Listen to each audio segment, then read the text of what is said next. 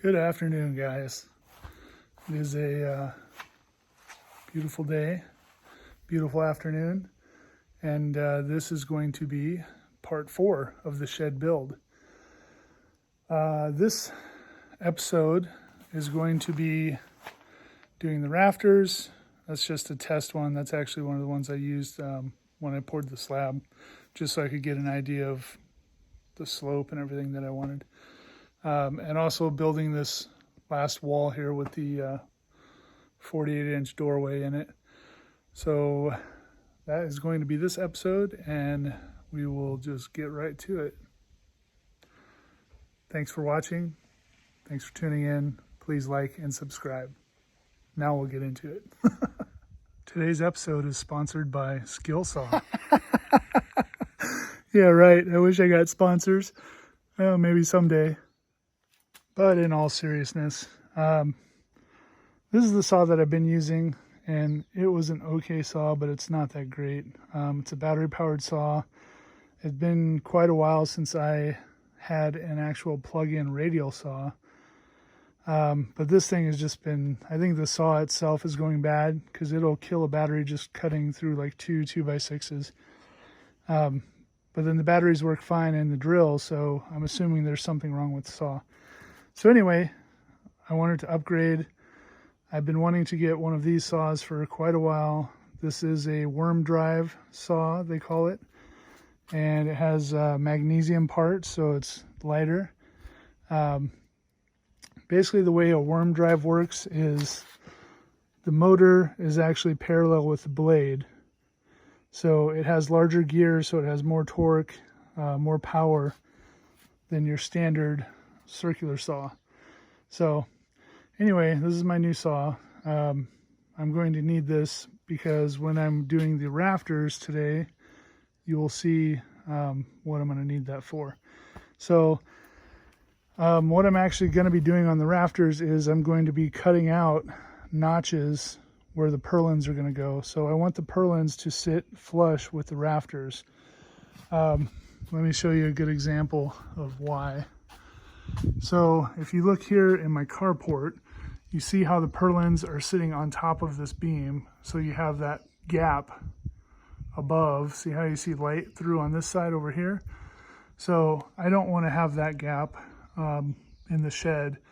And also the roofing that I'm going to be using is not going to be this ripples one. It's going to be the flat with a little notch, flat with a little notch.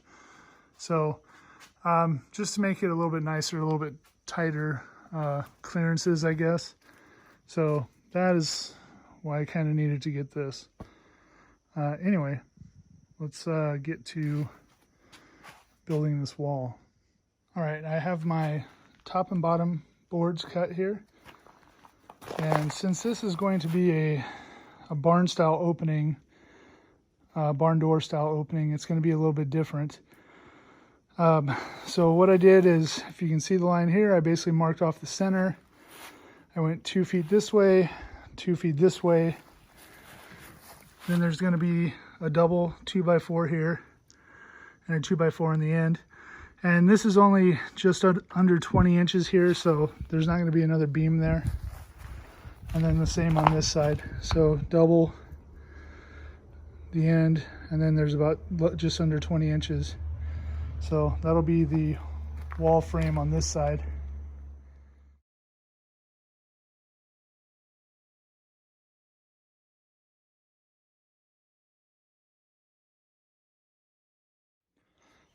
All right, this wall is all together. I just need to add the sill gasket along the bottom, and then it's ready to be stood up and screwed into place.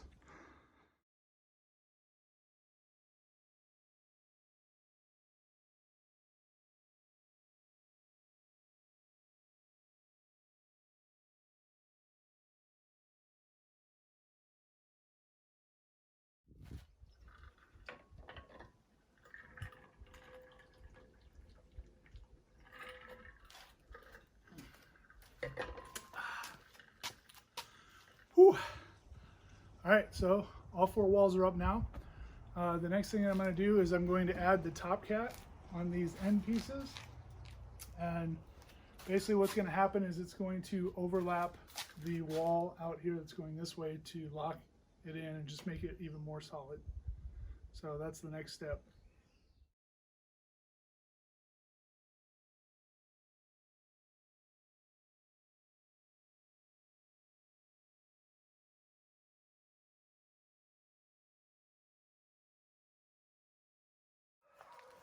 All right, this top cap is on, and this is what I was talking about where it overlaps to this wall and locks these two walls together nice and tight. I will be putting a top cap here as well, but before I do that, I need to finish framing out these windows. I don't know if you remember from the last one, I ran out of 2x4s, so I need to put the cross beam here and then the two supports, and then on that one cross beam, one support. All right, so what I did here was I added a little mark here, which I'll scribe a line once I remove the window, and that's basically 8.5 inches down from this beam. So I want to leave about a 1/4 inch gap so that when I put the window back in and it has the sealant tape and house wrap and all that stuff on, that there's a little bit of room for it to wiggle, and also if I need to level the window out at all. So I put 8.5 inch marks on all of these posts, and now I'm gonna remove the windows and then I'll put those beams in. All right, so I have my line scribed on here. I have my cross beam. I have the cross beam cut for there. So I'm ready to put these up now. Skull. Psst, psst. Hi, buddy.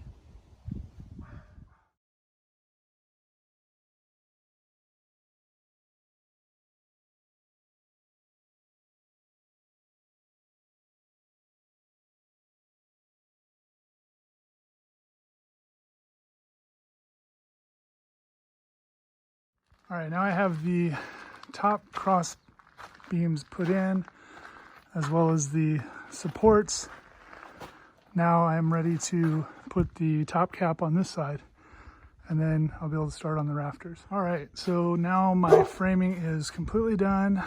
I got the top caps all the way around. Fourth wall is done. Windows are totally framed out. So now I'm ready to start on the rafters. All right, so what I did here was I just took one of these old 2x6s that I was using for the form for the concrete, and I put it up here so that I could figure out my angle. And what I did was I put this 1 inch down from the fascia board. That way there's space for the metal roof to slide underneath there. And then on this side, if you can see that, I basically took my ruler here, I put it flush against this wall, and then I traced it onto that board. And what that's going to do is give me the angle that I need to cut to match up to these blocking boards. All right, so the way that I'm mapping out the rafters, I put one of the boards up here and I measured to the top of the board of where it's going to sit according to being 1 inch below this fascia board. So the top of the board of the rafter, which is a 2x6, to the bottom of this beam here is exactly 15 inches. So what I did is I put my 15-inch mark there. That's my mark for where the rafter is going to go, if you can see it on the brown 2x4 there. I made sure that the level was level. I drew the line, and then I marked off 5-inch, 3.5 inch, 1.5 inch. So what I'm going to do is I'm going to drill a small pilot hole on each of these spots to go through to the other side, because the rafters are going to be screwed in from the other side of this 2x12 blocking. So that's how I'm going to be marking up all of these. All right, I have the 3 holes drilled at all these locations. And basically what I'm doing is I'm putting a rafter every 32 inches. Most of the time building out here in Hawaii, they do them 48 inches on center, which is pretty wide apart, but that's just how they build here. And then on the outside, I also have them marked every 32 inches. And then basically I have this one here set up.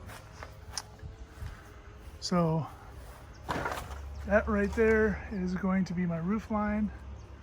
It may not stick out quite this far, so that's going to end up getting cut a little bit.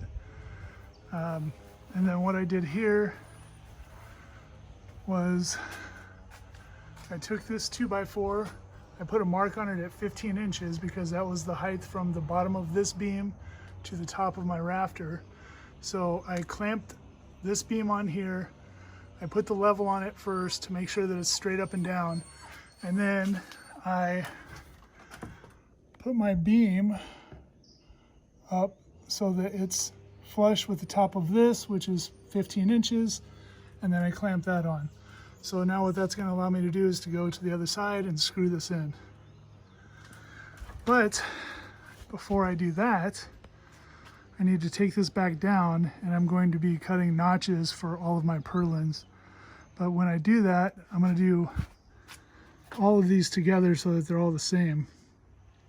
So I will end up clamping them.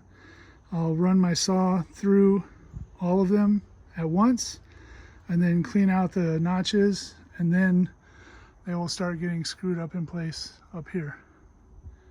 All right, I have all of my rafters here all lined up. I have the angle cut here, which ended up being about 4 degrees. They're all lined up, and then what I'm going to do now is I'm going to cut this out and then do several cuts across here with my saw and then basically break that out. So what's going to happen is when the purlin goes in there, which is going to be a 2x4, it's basically going to fit right into the slot. So I did the first one, which is going to be just outside of where the gutter is. So when this is up on the roof, the gutter is about right here. That way I can screw the metal roof into this one, and then it's basically every 2 feet after that. So there will be 4 purlins, and then somewhere in here is where my blocking is going to be. So I'm not going to put one here. And then I will have a fascia piece on here once I figure out where I'm going to cut these off at. And that will be determined by the length of my roofing material. It says that it's 10 feet, but I don't know if it's exactly 10 feet because I haven't gotten it yet. So we'll see once I get it. All right, and my saw I'm going to set so that the depth is exactly the same as what the 2x4 is. That way the 2x4 should sit in flush or pretty flush with the top of these rafters. And I mean, as you can see, they're not all identical. There's probably 1/8 of an inch difference between a few of them.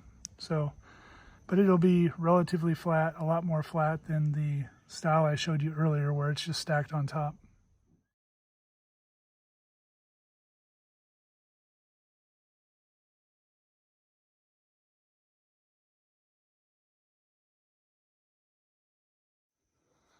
All right, so this is how it looks. I basically just did a bunch of passes with the saw, then I broke the pieces out with the hammer. That's why there's all those small little domino-sized pieces. And then I cleaned it up a little bit with a chisel. And basically the purlin will sit in there just like that. And you can see it's not quite flush, but it's just about flush. So that's pretty much what I was looking for. So now I'm going to continue and I'm going to do the other 3. All right, I have all 4 channels cut. So now I'm ready to start hanging the rafters and then adding the purlins. Okay, I have my little jig set back up and the first rafter in place. So I'm going to go ahead and put all these rafters in now.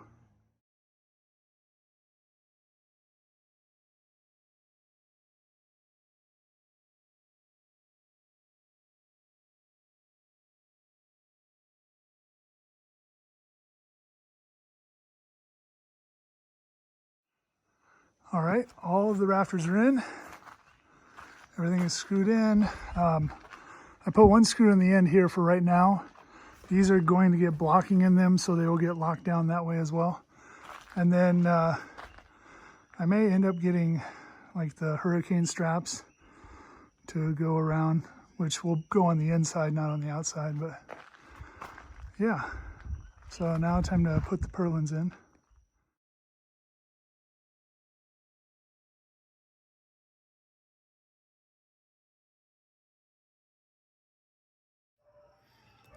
Sun is getting low, big guy. That's a Hulk reference. So, I am done. So pretty much everything now is done on the framing. You can see all the purlins are in, the rafters are all in. If you noticed on the tail end of that time lapse, I had to cut this last one because it actually ran into where the drain is for the gutter. So I did have to trim that one. I will just put a perpendicular piece to that coming out so that I have something to screw the roof into on that side. Boy, tired, hot. And then let me flip this around. This side here probably looks really long. That's because it is. This side here, I wanted to be in line with the roof there, which it'll probably get trimmed back about 1.5 inches so I can put a fascia board on there. We'll see, I don't know. But basically I'm leaving this side long until I get my roofing material because I'm not sure exactly how wide it's going to be. I know they say 36 inches, but I don't want to measure for that and it ends up it's 36 1/4 or, you know, 1/4 less than 36 or something like that. But this is all done. This is where I'm going to wrap up this video. On the ends here, there will end up getting pieces put in here, vertical pieces. And then when I put the paneling on, it's going to run all the way up to the roof. So if you think that looks a little funny, that's because it's the width of a 2x4. So that'll get filled with 2x4 vertical pieces for the paneling to attach to. I still need to add blocking in here in between all the rafters. And then also there will be one, you know, short piece right there that will pick up the paneling. And then of course there will be a 2x6 fascia board at the end of this. And these will have to get cut depending, like I said, once I find out if the roof material is exactly 10 feet or if it's just over, just under. So these boards will get trimmed on the end as well. But that's about it. Getting pretty close. May have to wait a little bit now because they are out of the roofing material at Home Depot. Unless I drive all the way to Kona, they had some over there. So I'm not sure when the next video will be, hopefully soon. But I will be putting house wrap on this as well. So I guess I could do that on the next video and then install the windows permanently and possibly start getting some of the paneling to do the finish on the outside. So that is going to be it for this video. You guys see my cool stickers here. So it's a good way to support the channel if you know, you want to get some Hawaiian Viking stickers. These are all designed by me. I had a couple that I had other artists do, like this one here and this one here. Basically, I really like their artistic style and I had them do my logo in their style. So anyway, all those stickers are available on my website. Patches too. Go buy some. Get a t-shirt. All good ways to support the channel. All right, guys. I am going to wrap this up and got a lot done on this video. This project is moving along pretty quickly. Like I said, I have, you know, just about 2 weeks left or so, maybe almost 3, to get this done, to get everything moved out of that container and into the space. As long as I have this dried in, at least, that's good enough for me to move the stuff in here so that I can get rid of that container. So anyway, thanks for watching, guys. Thanks for tuning in. Please like and subscribe, and I will see you on part 5 of the shed build series. Thanks for watching. Aloha.